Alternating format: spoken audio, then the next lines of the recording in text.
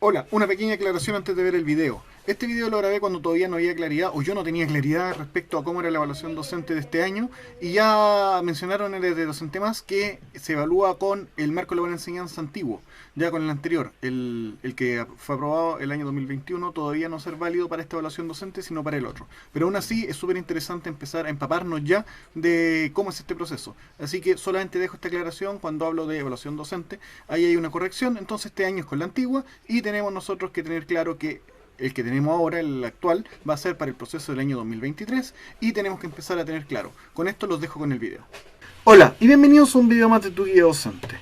Este es el tercer video que tengo preparado ya para trabajar el nuevo marco de la buena enseñanza aprobado el año 2021 y el cual está ya disponible para que todos lo podamos ir trabajando y vamos a ser evaluados el año 2022 a partir de esto.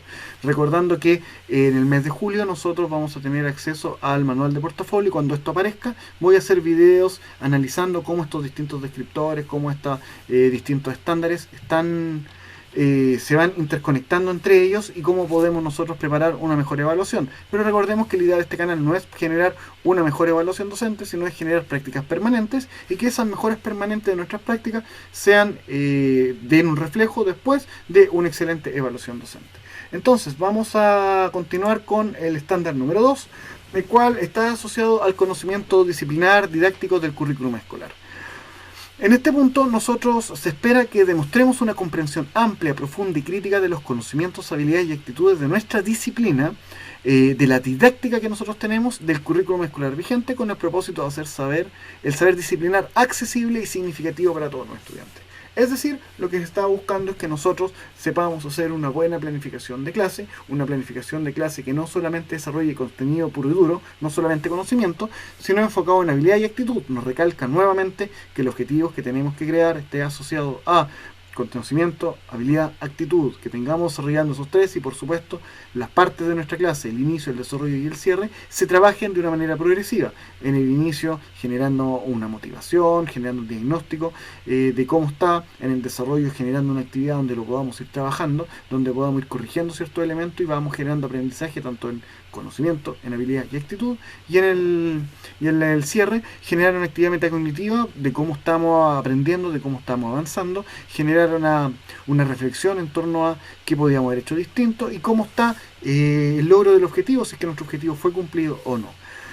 Y esto entonces tenemos que asociarlo directamente con la disciplina en la que estamos, así que perfectamente este punto o este estándar van a haber elementos de la clase grabada donde nosotros tenemos que tener claro estrategias para que la transposición didáctica de la disciplina que estamos generando genere una motivación en el estudiante que quiera aprender en vez de generar una frustración. La descripción que aparece con respecto a este estándar es que el docente demuestre un amplio dominio de conocimientos, habilidades y actitudes que caracterizan la disciplina que enseña. Acá está diciendo directamente en la clase grabada que integramos elementos de la disciplina de cada uno, ¿ya? Sabe cómo enseñarla y es capaz de emplear un repertorio diverso de estrategias didácticas, teorías pedagógicas, recursos, tecnologías digitales para hacer el contenido disciplinar accesible, comprensible y significativo para la diversidad de estudiantes y concordante con las definiciones del proyecto educativo institucional. Miren esto que es complejo acá. No aparece proyecto educativo institucional, quizás por el módulo 3 donde nuestro director tiene que mencionar respecto a cómo es los elementos del trabajo colaborativo, pueda mencionar si es que está asociado al proyecto educativo institucional. Lo dejo ahí hasta que no tengamos nosotros la evaluación docente, el manual de la evaluación docente año 2022. Son solamente supuestos, pero es bueno pensar que si están generando un trabajo colaborativo y generando evidencia ya para poder trabajarlo y presentarlo en la evaluación docente, que es obligatorio, tomar en consideración también el proyecto educativo, los sellos que tenemos, los valores, la misión, la visión que aparece. Entonces, importante tener acá. Y aparte de eso, aparecen varios elementos de cómo poder facilitar el aprendizaje del estudiante. El usar muchos recursos, tecnología directamente relacionada con el decreto 67 y con el desarrollo de la clase, en donde se espera que nosotros podamos generar estrategias didácticas a estudiantes que sean variadas, que algunos grupos de estudiantes pueden hacer una estrategia o una actividad y otro grupo de estudiantes puede hacer otra actividad para así maximizar las posibilidades de que el estudiante aprenda y puedan ir descubriendo de qué forma aprenden mejor. A partir de este conocimiento, construye nuevas relaciones entre el contenido de la materia que enseña con las necesidades y visiones del mundo de sus estudiantes. Acá podemos tener también reflexión respecto a la evaluación, de qué aprendizaje fueron mejor logrados, peor logrado y por qué. Perfectamente nos pueden colocar algunos de los descriptores que aquí aparecen. Y de este modo posibilitamos la preparación de un proceso de enseñanza pertinente para el aprendizaje de todos los estudiantes. Insisto, aparece mucho el elemento de que todos los estudiantes aprendan. Entonces, y esto no es solamente generar instancias o enfocar a los estudiantes con necesidades educativas especiales, sino que está enfocado a las características de cada uno de los estudiantes. Ya, vamos a ver cuáles son los distintos descriptores, pero para ello es bueno que tengamos claro cuáles son los focos que aparecen en esto. Ya, recuerden que los focos van a ser elementos importantes cuando nosotros hagamos un análisis de cuál es el instrumento que nos están solicitando, cuáles van a ser los descriptores, los focos que se van a entrecruzar para poder ir generando una mejor respuesta a los reactivos que nos están colocando en la evaluación docente. En este caso tenemos tres focos. Un foco que tiene que ver con el conocimiento de la disciplina, otro que es con el conocimiento de la didáctica que estoy empleando y el otro conocimiento del currículum. Bases curriculares, elementos para que genere aprendizaje el estudiante y un conocimiento de nuestra propia disciplina que tenemos que tener, porque si no conocemos nuestra disciplina no podemos enseñar a nuestros estudiantes. El primero de ellos es comprender los principios. Voy a hacer por si no has visto el primer video, te invito a que lo hagas porque ahí aparece cuál es la definición del verbo comprender, pero solamente voy a hacer un recalque que el comprender no es un comprender básico taxonómicamente, sino que un comprender de evaluar y crear. Evaluar cuáles son la situación de mi estudiante, el contexto donde se desenvuelve y a partir de eso puedo crear formas para ir generando aprendizaje. Lo resumo de esa manera, en el primer video me explayé un poco más.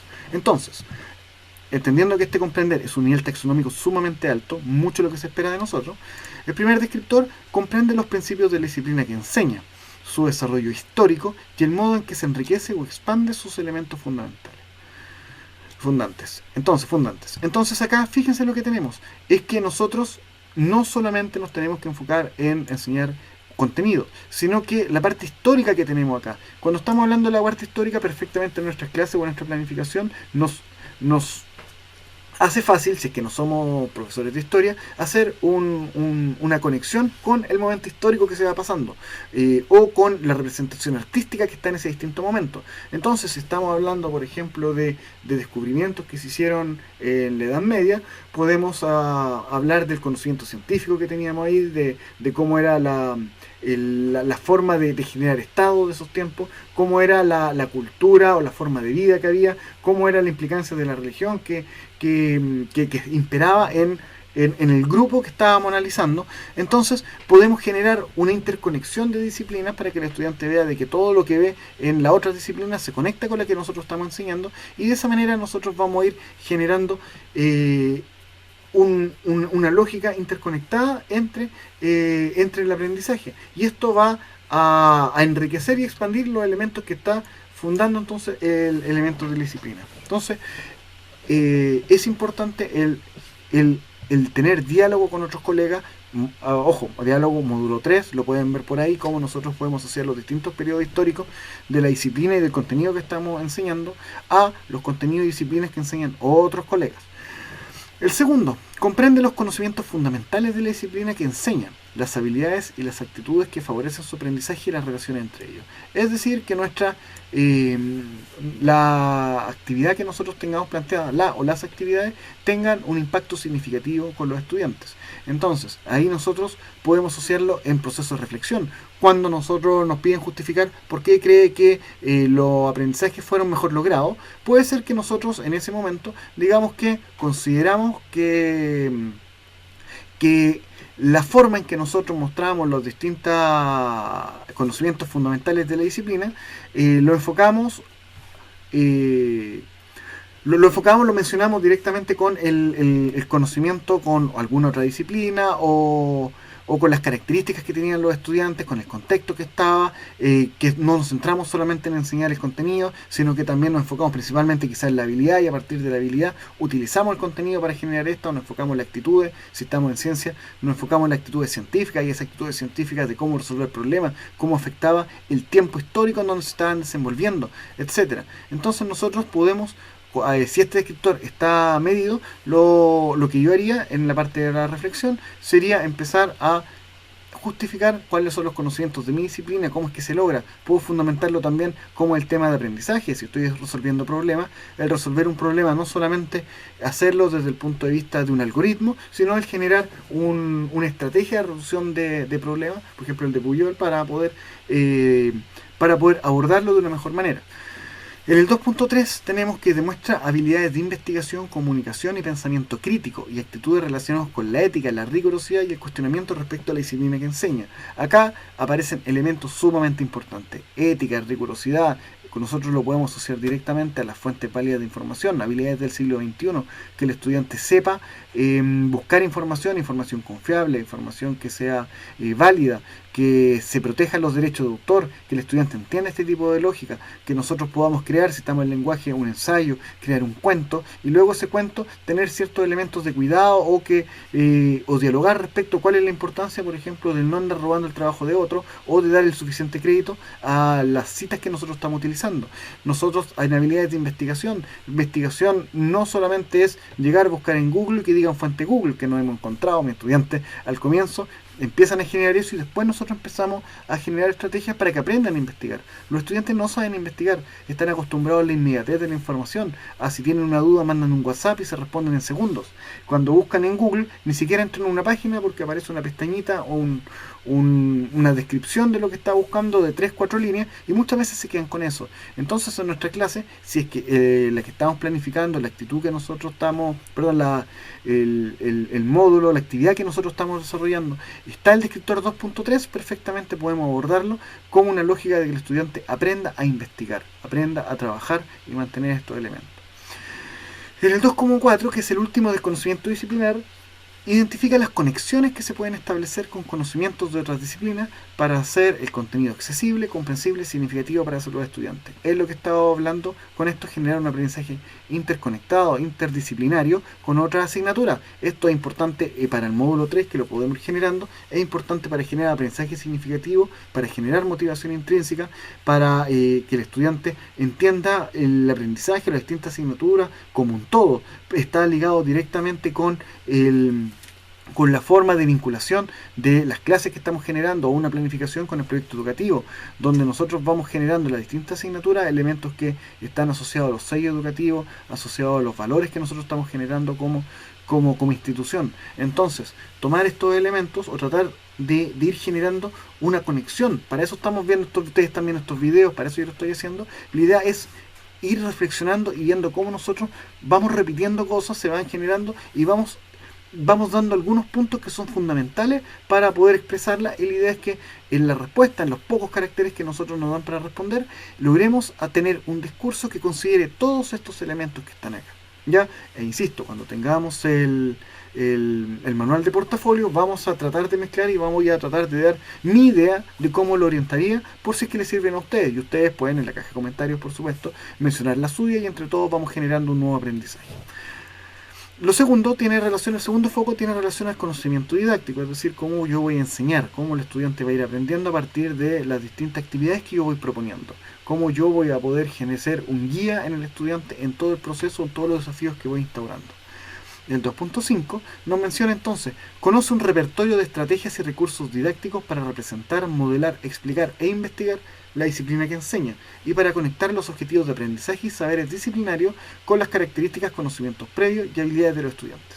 Énfasis gigante en el inicio, en el desarrollo, en elementos de la clase grabada, en la parte disciplinar, en los conocimientos disciplinares de nuestra propia asignatura. Acá nosotros tenemos que tener claro que si queremos generar un aprendizaje del estudiante, no basta una única estrategia. Lo que nos van a pedir y lo que nosotros tenemos que hacer en la planificación, en el desarrollo, por ejemplo, tener más de una actividad para desarrollar. Y ojo, no significa que los estudiantes desarrollen la actividad 1, luego la actividad 2, luego la actividad 3, sino que perfectamente pueden desarrollar solamente una actividad, pero tener varias disponibles y que los estudiantes vayan eligiendo de qué manera pueden acercarse mejor al conocimiento. De esa manera nosotros vamos a mostrar que conocemos un repertorio de estrategias, que esta forma vamos a permitir que el estudiante pueda conectar su aprendizaje de la mejor forma posible. Y la otra parte tiene que ver con un inicio que permita a nosotros hacer un diagnóstico del estado actual respecto a el contenido, habilidad y actitud que queremos desarrollar en la clase, y que nuestras actividades logren generar un impacto en ese diagnóstico. Y nosotros, ¿cómo vamos a comparar si es que tuvo impacto o no con la actividad de cierre? Nosotros incluso podemos generar en nuestras actividades una actividad donde los estudiantes van a responder algún tipo de reactivo, alguna pregunta, algún desafío que nosotros estamos. Las respuestas correctas o incorrectas las podemos guardar en un documento, en la pizarra, en un papelógrafo, etcétera. Y luego en el cierre trabajamos con lo mismo y vamos viendo si es que los estudiantes se dan cuenta que la visión previa que tenían era correcta, había errores, ellos mismos se van a ir dando cuenta, y de esa manera podemos ir generando una evaluación de el impacto que tuvo nuestra clase. El estudiante, vamos a generar un choque cognitivo que se va a representar en un aprendizaje significativo, y nosotros vamos a hacer esto, vamos a mostrar con esto que nuestra estrategia efectivamente fue una forma efectiva para llevar al estudiante al aprendizaje. La dejo ahí como sugerencia si es que alguien la quiere tomar. Luego, en el 2,6 nos menciona que comprendemos cómo las herramientas digitales permiten apoyar los procesos de aprendizaje de la disciplina que enseña. Acá esto uno puede decir, ¿qué quiere decir esto? ¿Cómo comprende que las herramientas sí las comprendo? Pero acá, ¿cómo poder aplicarlas? Tiene que ver con que nosotros a los estudiantes le enseñemos a utilizar herramientas digitales. No por el hecho de que usted disponga de que ocupen el teléfono y lo haga investigar con el teléfono, usted va a demostrar que comprende cómo estas herramientas permiten apoyar los procesos de aprendizaje. No, usted si utiliza herramientas TIC, utiliza un PowerPoint, por ejemplo, y el PowerPoint lo único que hace es llegar y leerlo, y los estudiantes están copiando del PowerPoint, es lo mismo que si no tuviera PowerPoint, yo estuviera escribiendo en la pizarra dándole la espalda. La idea es que las herramientas digitales sean un apoyo, como acá aparece. Nosotros tenemos que enseñar a utilizar herramientas digitales.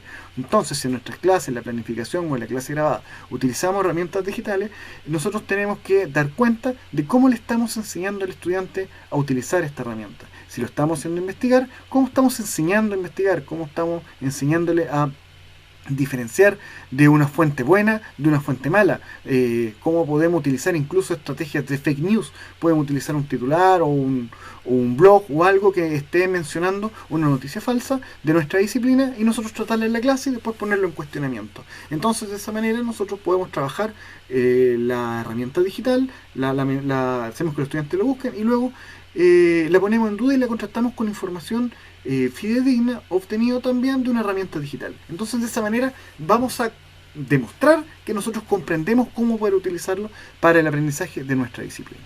Ya, así que ahí no caer en que solamente por utilizar TICs vamos a estar con el 2.6 de forma correcta. El 2.7 nos menciona que identificamos las dificultades y concepciones erróneas más frecuentes de la disciplina que enseña, comprende cómo interfieren con el aprendizaje y conoce estrategias para anticiparlas y abordarlas.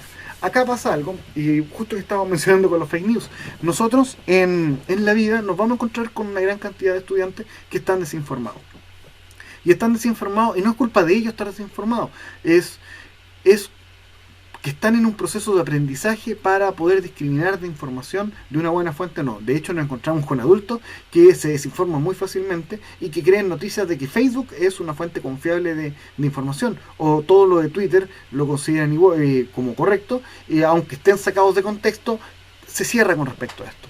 Esto en realidad no es una culpa de la persona en sí, sino es culpa del proceso de aprendizaje que tuvieron durante la vida, porque no aprendieron estrategias para validar información o se quedaron con concepciones erróneas que las siguen transmitiendo a sus hijos, y los hijos las tienen, se lo pasan a los nietos, etc. El típico ejemplo que doy, que es de ciencia: abrir la ventana para que entre el cuidado, no abre la ventana porque entre el frío. De ahí se nota de inmediato que hay una concepción errónea de cómo funciona la energía, de qué es la energía, del traspaso de energía de un lado para otro. Entonces, nosotros, a partir de esa concepción errónea, podemos generar una actividad en donde el estudiante después cuestione y se dé cuenta de por qué esa frase no es correcta mencionarla. Ojo, tenemos que tener cuidado si estamos en la clase grabada y trabajamos con una concepción errónea y luego al estudiante no le queda claro que era una concepción errónea, lo más probable es que salga muy insatisfactorio respecto al punto de conocimiento disciplinario, porque no vamos a estar enseñando algo falso. Nosotros podemos trabajar con concepciones erróneas, pero durante la clase tiene que quedar absolutamente claro que es una actividad pedagógica pensada para que el estudiante se dé cuenta y luego desmitificarla. Y cuando logramos hacer esto, el estudiante va a generar un aprendizaje mucho más profundo, un aprendizaje duradero, y que y que después no vuelva a cometer esto y se motive a que la disciplina efectivamente sirve para algo. El 2.7 era entonces esa opción es errónea y más frecuente. El 2.8, que es el último entonces del foco del conocimiento didáctico, utiliza un repertorio de estrategias didácticas para lograr que sus estudiantes ejerciten, practiquen y apliquen las habilidades generales del currículum, tales como comunicación, investigación, desarrollo, pensamiento crítico y creativo, y las específicas de la disciplina que enseña. Acá de inmediato el 2.8 lo sabemos que va a aparecer. Yo sospecho que sea así, quizás me equivoqué, pero lo veo muy claro, que va a aparecer directamente en la clase grabada, como uno de los elementos que tenemos que considerar al momento de planificar nuestra clase y mostrar nuestra mejor clase. Acá nosotros tenemos que pensar que lo que nos están pidiendo es que los estudiantes, es trabajar con los estudiantes un aprendizaje de habilidades del siglo XXI y habilidades de orden superior.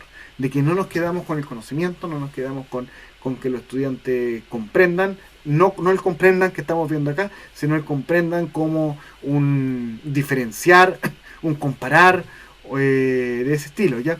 Un explicar del bajo, sino que generemos un elemento de mucho más elevado donde los estudiantes le generemos una estrategia didáctica que les dé un desafío, y un desafío en donde tengan que generar, por ejemplo, un cuestionamiento moral respecto a algo. Podamos hacerlos debatir frente a una idea respecto, puede ser a el aborto, por ejemplo, como a los 3 meses, a los 2 meses, ¿qué pasa con respecto a esto? Tomando argumentos científicos de peso, no solamente ideas o concepciones religiosas, morales, a menos por supuesto que la asignatura de religión, pero pensando en la asignatura de ciencia, hacer una discusión respecto a qué es lo que pasa con los 3 meses, qué de tipo de desarrollo celular está la criatura al mes, a los 2 meses, hay estímulo, la vida, hacer una definición de ¿está viva o no está viva? ¿Cuándo empieza la vida? Podemos mezclar ciencia con filosofía, hacer una interrelación, empezando ya un nexo con el 2.5, por ejemplo, que nosotros estábamos mencionando. Entonces, es importante que las actividades que nosotros vayamos a presentar en el proceso de planificación o en la clase grabada vaya orientado a generar un pensamiento crítico. Y ojo, no pensar, hoy pensamiento crítico, pensamiento creativo, son para estudiantes de enseñanza media, de cuarto medio, y los de antes no lo pueden hacer. No, para nada, los estudiantes desde chiquitito, yo tengo un hijo de 7 años, una hija de 4, y ya dan atisbos de pensamiento crítico con respecto a algo. Tanto justifican, por supuesto, que con las características propias de la edad, pero van justificando cosas, van utilizando formas creativas para dar solución, y de hecho mucho más que los adultos. El pensamiento divergente en los niños es mucho mayor que los adultos. Lamentablemente la escuela orienta que existe una única respuesta para algo, y nosotros perdemos esa capacidad de buscar distintas soluciones, de pensar de una forma fuera del marco normativo, del marco normal que la actividad nos está desarrollando. Los niños tienen esa capacidad, y es labor nuestra darnos cuenta de que si generamos una conducta academicista, una conducta que no está asociada a un pensamiento creativo, a un pensamiento crítico, vamos a quitar el pensamiento divergente y vamos a tener estudiantes que no van a salir del marco, y después vamos a decir, uy, qué poco originales son, o que los estudiantes en realidad no se les ocurren cosas, y eso es culpa de nosotros, que aplacamos toda la curiosidad, toda la creatividad que van teniendo. Entonces, esto se puede trabajar en absolutamente todos los niveles, e incluso, quizás me equivoque acá porque yo soy profesor de enseñanza media, pero creo que procesos de creatividad, los niveles más bajos, antes de haber pasado por todo el proceso academicista, todo el proceso de escolarización, puede ser más fácil de desarrollar que los de enseñanza media, que tratan de repetir lo que han sido exitosos durante todos los años, o el tema de la única respuesta correcta. Y luego nos vamos al último foco, al foco del conocimiento del currículum, de estas bases curriculares que tenemos acá. El 2.9 está asociado a que comprendamos los fundamentos, la estructura, los conocimientos y las habilidades y las actitudes y la progresión del currículum escolar de la disciplina que enseña. Esto de acá, ¿cómo lo podemos ver nosotros? ¿Dónde lo podemos manifestar? Lo podemos manifestar en la organización, por ejemplo, que tenemos las 3 clases que nos piden planificar, si es que siguen siendo 3 clases, porque esto puede cambiar en el mes de julio. Ya este video lo estoy haciendo el 13 estamos hoy día. Sí, viernes viernes 13 de mayo. Entonces perfectamente cuando salga el manual de portafolio esto puede ir variando y nos va a generar modificaciones en la forma de plantearlo, ¿ya? Pero nosotros en las 3 clases podemos ver que comprendemos cómo está estructurado, podemos ver distintos tipos de aprendizaje. Recordemos que uno de los errores que jamás pueden cometer es que tengamos un objetivo para 2 clases distintas, puesto que estaríamos nosotros repitiendo y estaríamos perdiendo un tiempo valioso, porque la idea es que cada clase nosotros podamos abordar un objetivo. Significa que el objetivo estaba mal planteado hoy, o que la actividad no estaba funcionando. Ahora, si usted me dice, uy, pero es que estamos generando un trabajo largo, un trabajo que se desarrolla en 2, 3 semanas de trabajo. Bueno, el trabajo, la evidencia, el recurso que el estudiante está creando, o el instrumento que usted va a utilizar para ir midiendo el elemento formativo, el producto que el estudiante está generando, es el que se va a crear en las 2, 3 semanas. Pero cada clase va a tener un objetivo distinto. Un objetivo que puede ser una planificación, después que puede ser discusión de ideas, buscar información, contrastar la información, validarla, ver si es confiable, el ir generando a tipo de un boceto, por ejemplo, del proyecto que estamos generando. Después viene la ejecución de etapa 1, etapa 2, etcétera.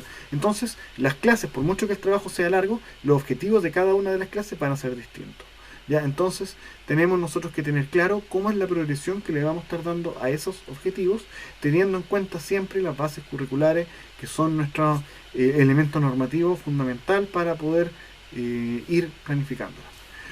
Y el 2.10, el último, es analiza e interpreta los recursos y documentos que acompañan el currículum, tales como planes y programas de estudio, textos escolares, estándares de aprendizaje en función de las características, necesidades e intereses de los estudiantes y del proyecto educativo institucional. Acá, por ejemplo, yo esto lo veo que podemos ser más pillados que mostrar lo que lo estamos haciendo, porque si yo no utilizo el texto de estudio, no estoy mostrando que en realidad no lo estoy usando porque no lo he leído. No, en realidad puede ser que no está asociado al contexto, o no tenga relación con el contexto donde estoy, así que no me podrían descontar algo por, el profesor no está utilizando los textos escolares, el profesor no está haciendo una actividad que aparece sugerida en los programas de estudio, el profesor no está utilizando el estándar de aprendizaje que está generado, o los indicadores que están en los programas. No, eso no nos podrían calificar mal porque no estamos utilizando algo, porque no tienen cómo saber si no lo utilizamos, porque en realidad no está ligado al contexto.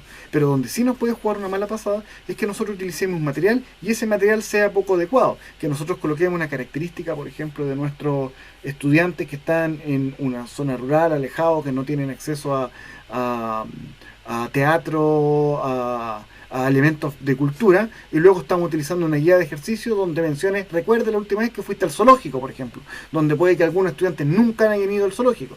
Entonces, ahí nosotros estamos dando cuenta de que efectivamente estamos utilizando una actividad o algo del texto escolar que no es acorde a las características del estudiante, y ahí es donde sí podríamos tener un problema si es que el 2.10 está medido. Lo importante de acá es que nosotros tengamos claro de cómo son nuestros estudiantes, especialmente en el punto de reflexión, donde nos indican cómo son los estudiantes, ocupando para ello un elemento que sea observable, que sea formal, una entrevista o algo que nos permita obtener información clara y precisa de cómo son los estudiantes, y que esto no se transforme en un prejuicio. Y luego, a partir de cómo son los estudiantes, nosotros manifestamos de qué manera esta característica, este contexto que tienen ellos también, que todos están desenvueltos, nosotros vamos a utilizarlo para nuestras distintas estrategias. Y esas estrategias pueden estar presentes directamente en el plan de estudio, pueden ser modificadas y adaptadas, adecuadas para nuestros estudiantes. Bueno, eso sería respecto al trabajo que está del estándar número 2. Vamos a seguir después con los otros 10 estándares que nos está quedando. La idea es que si tienes dudas, comentarios, alguna mala interpretación que yo hice o cualquier cosa, por favor déjalo en la caja de comentarios, siempre con respeto. La idea es generar comunidad, que podamos apoyarnos, que podamos dar ideas de cómo poder ir implementándolo, y luego cuando aparezca el manual de portafolio, entre todos nosotros, ustedes también me ayuden a poder generarlo. Yo no me evalúo este año, pero estoy generando este material para poder apoyar a todos los colegas que sí le tocan evaluarse, que va a ser bastante complejo ahora porque están los nuevos estándares disponibles, uno que todavía no los conocemos a fondo. Entonces, si te agrada el video y quieres motivarme para poder seguir, te invito a que te suscribas, te invito a que le des like a esto, que lo compartas quizás si quieres, pero lo importante es que tratemos de dialogar respecto a esto. Todo el material que yo estoy creando Está disponible gratuitamente para que está. Aparece también en mi página www.tuguiadocente.cl para poder ir viendo. Y si quieres comunicarte, si quieres empezar a hacer preguntas, sugerencias de algún video, pues te invito a hacerlo, insisto, en la caja de comentarios o también por las redes sociales. Puedes hacerlo en Facebook, LinkedIn, Instagram o Twitter. Trato de revisarla ocasionalmente, no soy adicto a las redes sociales, así que también pasa de repente un tiempo en donde estoy, pero trato de ir respondiendo a medida de que puedo con todas estas cosas. Bueno, mucho éxito en este proceso de evaluación, mucho éxito y felicitaciones por querer seguir aprendiendo y participar. Que estén muy bien, cuídense y nos vemos en la parte número 3. Adiós.